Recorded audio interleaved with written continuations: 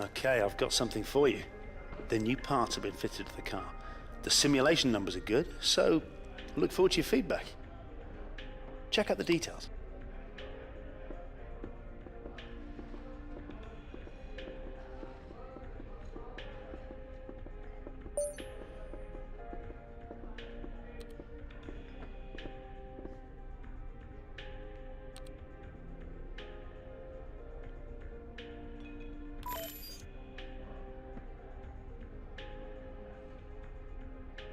This weekend, we're at Kuala Lumpur for the Malaysia Grand Prix, and we're starting off with today's practice session. So sit back, relax, and enjoy the action.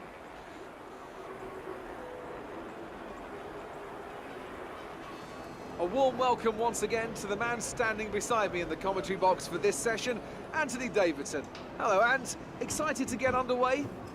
Yeah, absolutely. I always look forward to seeing the cars get out there on track. And they probably won't be on the limit immediately, of course. We know that one or two of the teams are looking to do some work on new aerodynamic packages, so that always takes some time to get into. But it'll be really interesting to see later on in the session what kind of performance gains are there to be found.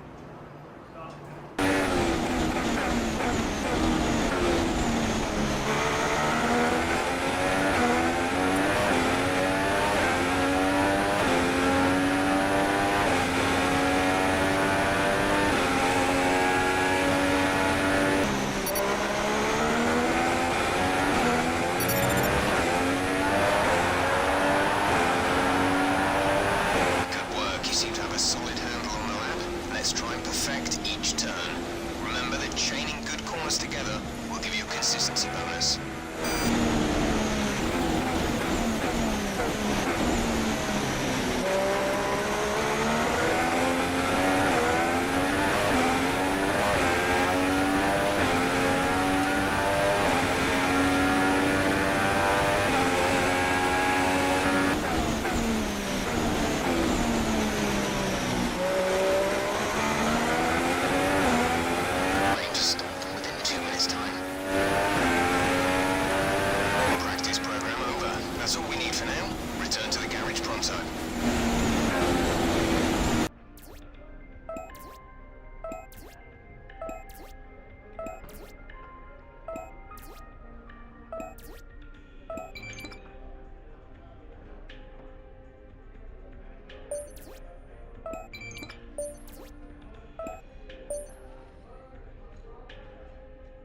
Hi, how are you?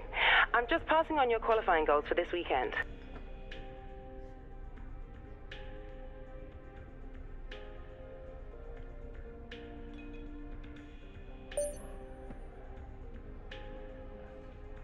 Sit back and put your feet up as we head into qualifying here in Kuala Lumpur. Over the next few minutes, we'll find out who's got pace in the car and who hasn't.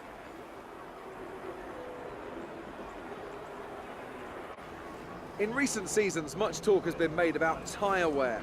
Some say it gets in the way of the racing, others say it's always been part of the sport. Are we going to see drivers trying to look after their tyres here, or throw caution to the wind and worry about that when it becomes a problem? Tyre wear is always something you have to consider to a certain degree. Finding a good car balance that suits the circuit will help prolong the life of the tyre, but it's true that some circuits, such as this one, are more challenging than others. How hard you can push them depends on your strategy and how tight the battle is around you.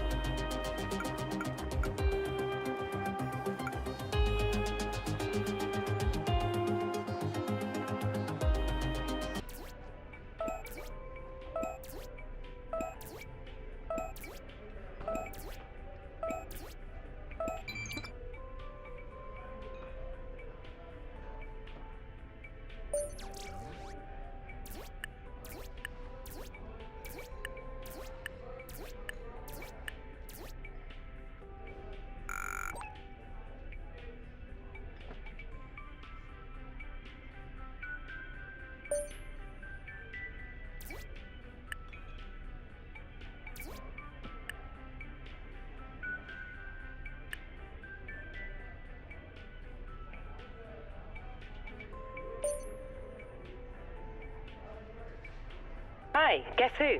I've seen the team's expectations for the race, so I thought I'd pass them on and wish you luck. Take care.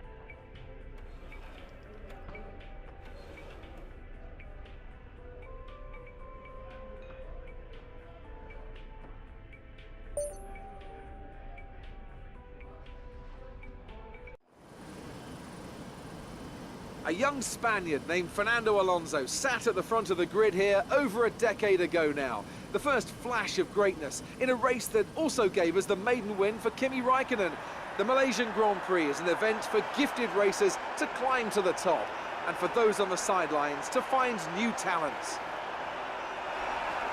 5 lefts and 10 rights make up the 15 corners of Sepang's 3.4-mile circuit.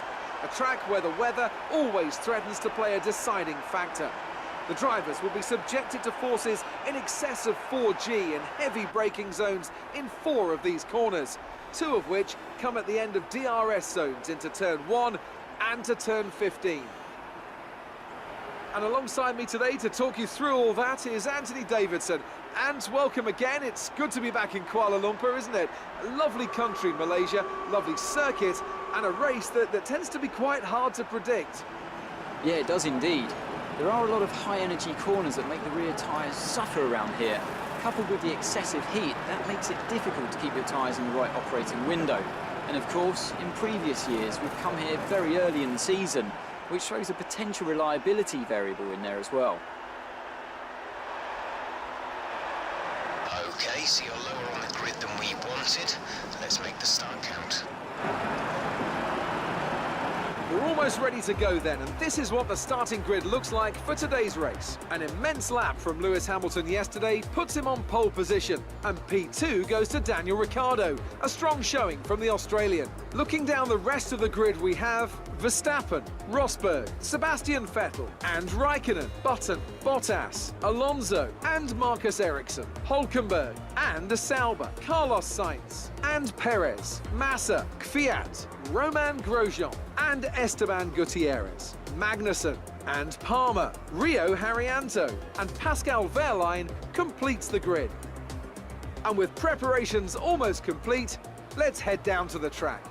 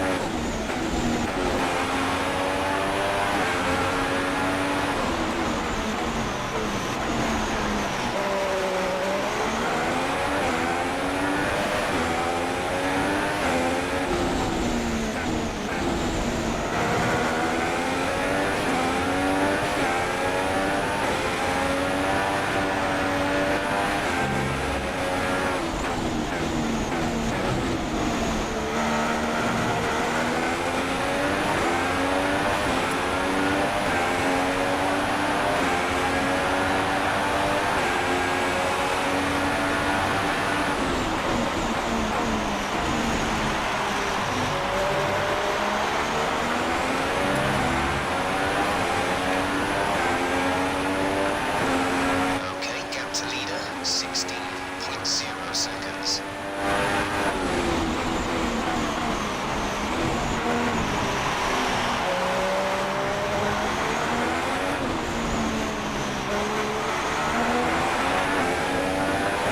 Conditions should remain dry. We will keep you informed of any changes to the weather.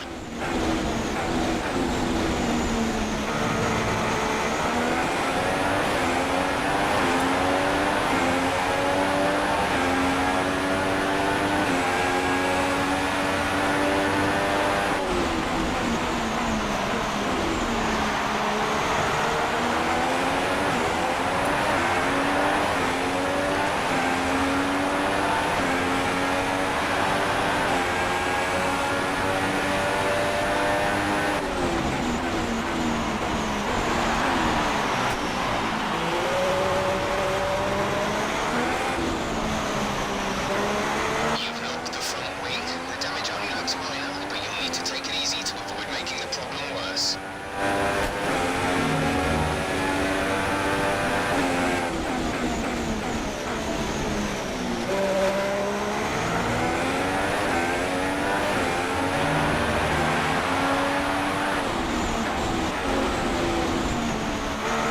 The gap behind us is 0.7 seconds.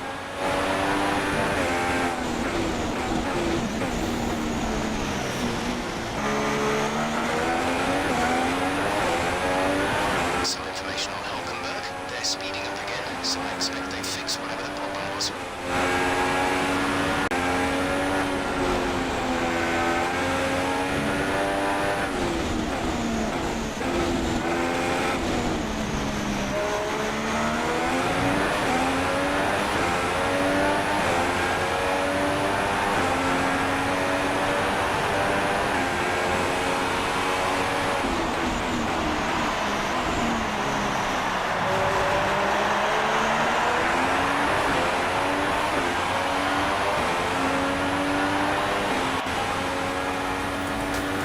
Okay, good job, mate. Really well done. That was a fantastic drive.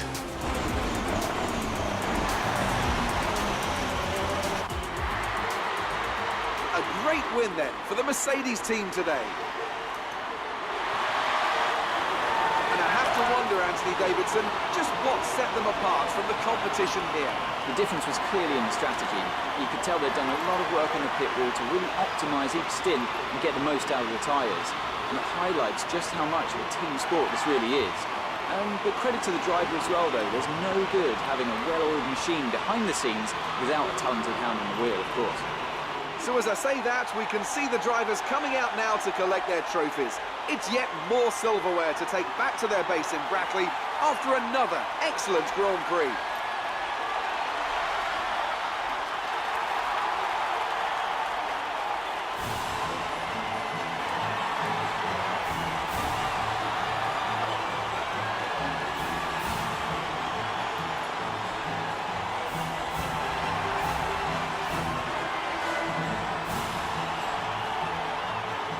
And after this round of the World Championship, here's how things look in the drivers' table. Well, the lead at the top has come down after a poor result for our points leader. Moving on to the driver of the day then. Anthony Davidson, who would you go for? From my point of view, it would have to be the Sauber driver. They demonstrated a very delicate touch in close proximity to other cars, as well as showing a lot of maturity and patience in difficult situations. And now let's take a look at the constructors' standings. Mercedes have extended their lead at the top of the standings. Well, what a weekend that has been. Please join us next time for another thrilling instalment of this Formula One season.